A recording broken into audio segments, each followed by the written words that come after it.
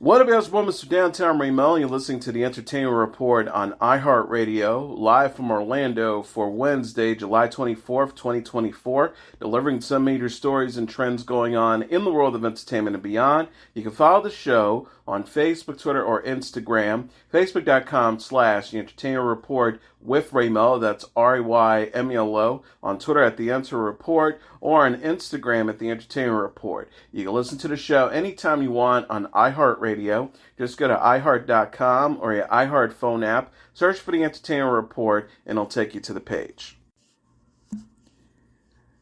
Max announced the animated film The Boy and the Heron will premiere September 6th on Max. The film won the Oscar for Best Animated Feature this year. Hayao Miyazaki, who wrote and directed the tale of a boy who visits a fantastic realm seeking his recently deceased mother. A man in a heron costume initially tricks him, but they grow closer through the journey. The Boy and the Heron was Miyazaki's first film in 10 years after coming out of retirement. The film opened at number 1 in the box office in December. Max touted the English language cast in the announcement. Christian Bale, Dave Bautista, Gemma Chan, Willem Dafoe, Karen Fukuhara, Mark Hamill, Robert Pattinson, and Florence Pugh dubbed the film in English. UPI has reached out to Max to inquire if it will also include the subtitled Japanese language version. The film joins other Studio Ghibli films in the Max library. The Boy and the Heron is also available for sale on the 4K UHD, Blu-ray, and DVD, and for rent or purchase on video-on-demand retailers. Universal Pictures is teasing the new film Speak No Evil. The studio shared a trailer for the movie Wednesday featuring James McAvoy. Speak No Evil is a remake of the 2022 Danish horror film of the same name. Mackenzie Davis and Scoot McNairy star as Louise and Ben Dalton, an American couple who, along with their 11-year-old daughter Agnes, played by Alex West Leifer, are invited to spend the weekend at the estate of British couple Patty, played by McAvoy, and Sierra, played by Aisling Franceschi, and their mute son Ant, played by Daniel Huff. The official synopsis reads, when an American family is invited to spend the weekend in the idyllic country estate of a charming British family they befriend on vacation, what begins as a dream holiday soon warps into a snarled psychological nightmare. The trailer shows Patty terrorize Ben and his family, who desperately try to leave the estate. Universal Pictures shared a first trailer for the film in April. Speak No Evil, written and directed by James Watkins and produced by Blumhouse Productions. The film opens in theaters September 13th. Cineverse, Screambox, and Bloody Disgusting released the first teaser trailer for Terrifier 3 Wednesday. The film opens October 11th. Clip shows Art the Clown, played by David Howard Thornton, wearing a Santa Claus costume as he commits murder. Art makes a snow angel in a pool of blood. Lola Vera, who appeared as Terrifier 2 survivor Sienna. Writer-director Damien Leone previously told UPI the franchise belongs to her as much as Art, and Terrifier 3 will deal with her coping with the trauma of surviving Art. Leone also said Terrifier 3 represents an end of the franchise for him, though he expects other filmmakers to continue telling Art the Clown stories. The release of Terrifier 2 in 2022 gained notoriety when viewers reported passing out and vomiting over the film's graphic violence. USA Today reported on that, and Leone were confirmed to UPI that those were genuine audience reactions. Wicked director John M. Chu showcases the film's immersive set in a new video. Universal Pictures released a featurette building the world of Wicked on Wednesday that gives a behind-the-scenes look at the movie's settings. Chu says, we knew that we wanted Wicked to be immersive. What does it feel like to be in Oz? To feel it in your fingertips. If you want to be inside that world, you got to build it. The Wicked crew built real-life sets to create Emerald City, Munchkin Land, and other settings, as well as growing a field of 9 million tulips and building a 16-ton train. These tangible pieces were combined with special effects and visual effects to bring the world to life. Chu says all of this didn't just take production design. It took special effects, took visual effects. It's pretty mind-blowing to think that it can go from drawings to ideas and a dream to sitting here today. Wicked is a musical fantasy film based on the Broadway musical and Gregory Maguire's novel of the same name. Stories inspired by the L. Frank Baum novel The Wonderful Wizard of Oz and images of the origin stories of the Wicked Witch of the West and Glinda the Good. Cynthia Erivo and Ariana Grande stars as Elphaba and Glinda, two students who meet at Shiz University in the fantastical land of Oz and forge an unlikely but profound friendship. The official synopsis reads, following an encounter with the wonderful Wizard of Oz, their friendship reaches a crossroads and their lives take very different paths. Michelle Yeoh, Jeff Goldblum, Jonathan Bailey, Ethan Slater, Marissa Bode, Bowen Yang, and Brown and James also star. Universal shared a trailer for the film in May and later released a brickified version using Legos. Wicked will be split into two parts, with Part 1 to open in theaters November 27th and Part 2 to follow November 27th, 2025. Searchlight Pictures is giving a glimpse of the new film and a complete unknown. The studio shared a teaser trailer for the movie Wednesday featuring Timothee Chalamet as music icon Bob Dylan. A complete unknown takes place in the New York's music scene of the 1960s and follows a young Dylan. The film depicts 19-year-old Minnesota musician Bob Dylan's meteoric rise as a folk singer to concert halls and the top of the charts. His songs and mystique becomes a worldwide sensation, culminating his groundbreaking electric rock and roll performance at the Newport Folk Festival in 1965. Edward Norton, Ellie Fanning, Monica Barbaro, Boyd Holbrook, Dan Folger, Norbert Leo Buzz, and Scoot McNairy also star. A Complete Unknown is based on the Elijah Wald book, Dylan Goes Electric. The film is co-written and directed by James Mangold. The real-life Dylan is the singer-songwriter known for such songs as Mr. Tambourine Man, Tangled Up in Blue, and Like a Rolling Stone. He turned 83 years old in May.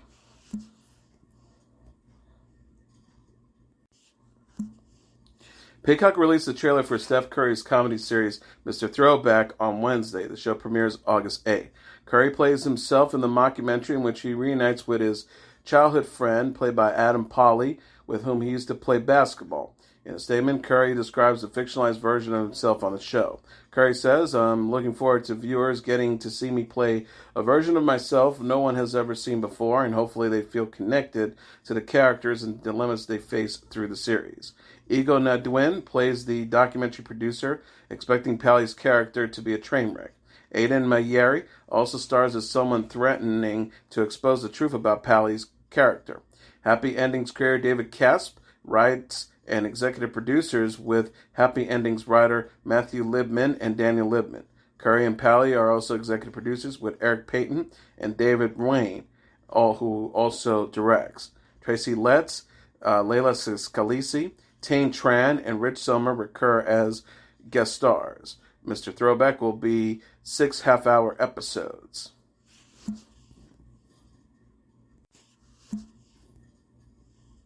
The UK original series In Vogue the 90s is set to premiere September 13th. In Vogue the 90s explores the fashion industry during the 1990s, chronicles its evolution through the perspectives of Vogue editors Anna Wintour, Hamish Bowles, Edward Enninful, and Tony Goodman.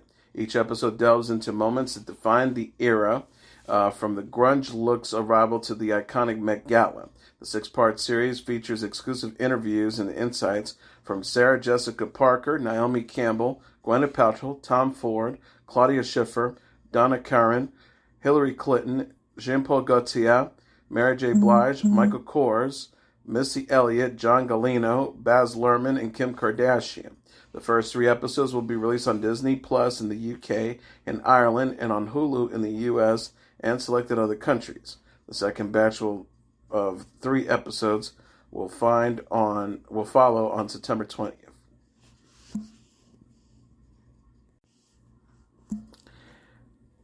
Apple TV Plus is teasing the new series Bad Monkey. The streaming service shared a trailer for the show Wednesday featuring Vince Vaughn.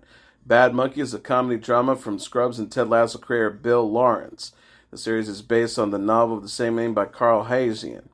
Vaughn plays as Andrew Yancey, a Miami Police Department detective who was suspended from the force and now works as a health inspector in the Florida Keys. After, quote, stumbling upon a case that begins with a human arm fished up by tourists, he realizes that if he can prove our murder, he'll be back in. He just needs to get past a trove of Floridian Oddballs, and one Bad Monkey.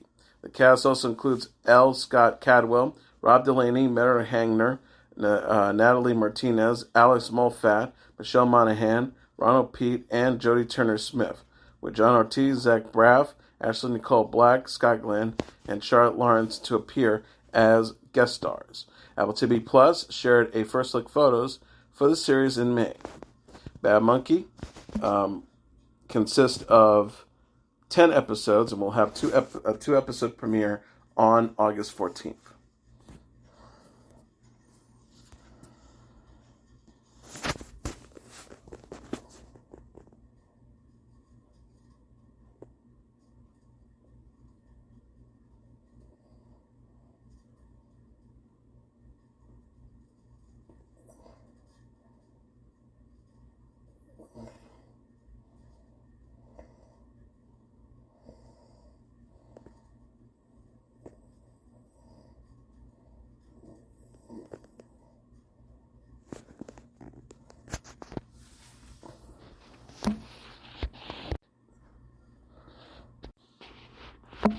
And finally, the Godfather of British blues has died. John Mayall died in California at the age of 90.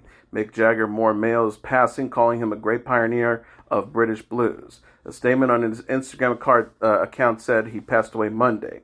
The statement says, "It is with heavy hearts that we bear the news that John Mayall passed away peacefully in his California home. Health issues that forced John to end his epic touring career had finally led to peace for one of this world's greatest road warriors."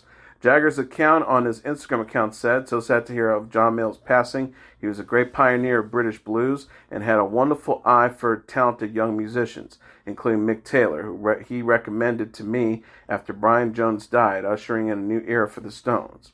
In 1963, Mayall's band, the Blues Breakers, formerly the Blues Syndicate, started performing regularly at London's Marquee Club.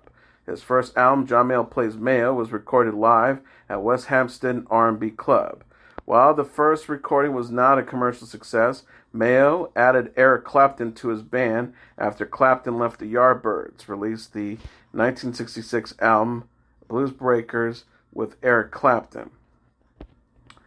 Mayall is in the Rock and Roll Hall of Fame, and his Blues Breakers band over the years included not only Clapton, but also the Stones' Mick Taylor and several members of the future Fleetwood Mac, including John McVie and Mick Fleetwood.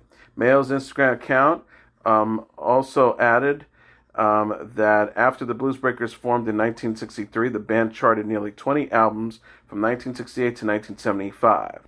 Among the band's biggest sellers was 1969's The Turning Point, that went gold, peaking on the charts at number 32.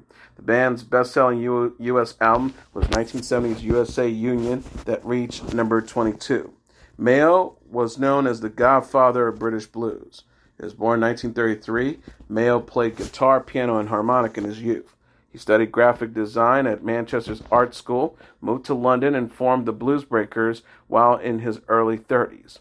In comments to The Guardian in 2014, Mayall said, "The blues fitted in with the early 60s and the social way of life at the time. It happened here rather than America because at the time, the scene in America was racially segregated over there, never the twain would meet." Mayall formed the Blues Breakers with McVie, Peter Ward, and others after moving to London in 1963. Queen Elizabeth II made him an officer of the Most Excellent Order of the British Empire in 2005. He was inducted into the Blues Hall of Fame in 2016 and joined the Rock and Roll Hall of Fame in 2024. Mayall was 90. And as your entertainer report for Wednesday, July 24th, 2024, I'm your host, Mr. Downtown Ray Melo. I'll be back tomorrow to deliver some major stories and trends going on in the world of entertainment and beyond. You can follow the show on Facebook, Twitter, or Instagram, facebook.com/The Entertainer Report with Ray Melo. That's RAYMELO. On Twitter at The Enter Report, or on Instagram at The Entertainer Report. You can listen to this episode or any previous episodes of The Entertainer Report anytime you want on iHeartRadio. Just go to iHeart.com or your iHeart phone app. Search for The Entertainer Report, and it'll take you to the page. Good night, and God bless you all.